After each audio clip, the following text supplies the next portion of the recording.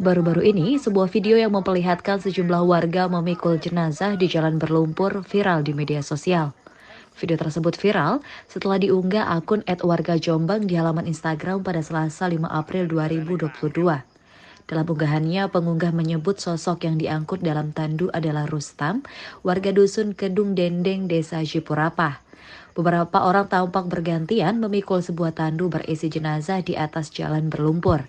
Mereka melewati jalan berlumpur yang dikelilingi pepohonan tampak seperti sebuah jalan di kawasan perkebunan ataupun hutan. Sementara para warga yang memikul tampak mengenakan sepatu boots. Akibat akses jalan yang buruk, perjalanan mereka sesekali tersendat karena kesulitan melintasi jalan berlumpur. Dilansir dari kompas.com, peristiwa itu terjadi di Kabupaten Jombang, Jawa Timur, tepatnya di wilayah Desa Jipurapah, Kecamatan Pelandaan. Hal itu dibenarkan Kepala Desa Jipurapah, Hadi Sucipto. Ia mengatakan bahwa salah satu warganya itu meninggal dunia saat dalam perjalanan ke dusun Berangkal untuk mendapatkan akses ambulans desa menuju ke rumah sakit. Perjalanan Rustam untuk berobat dilakukan pada Senin 4 April 2022 malam sekitar pukul 22 waktu Indonesia bagian Barat. Sayangnya saat sampai di dusun Berangkal, Rustam meninggal dunia.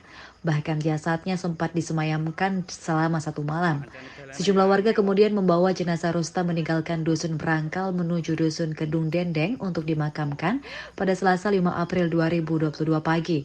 Lebih lanjut, ia mengatakan jarak antara dusun Berangkal dengan dusun Kedung Dendeng sekitar 8 km.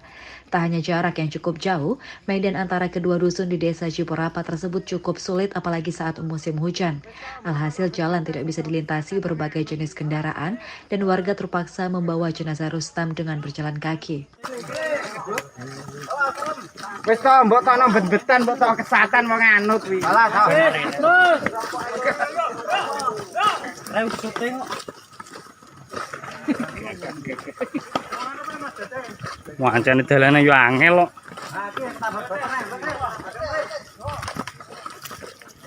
Jalan, Gus. Terima kasih sudah nonton.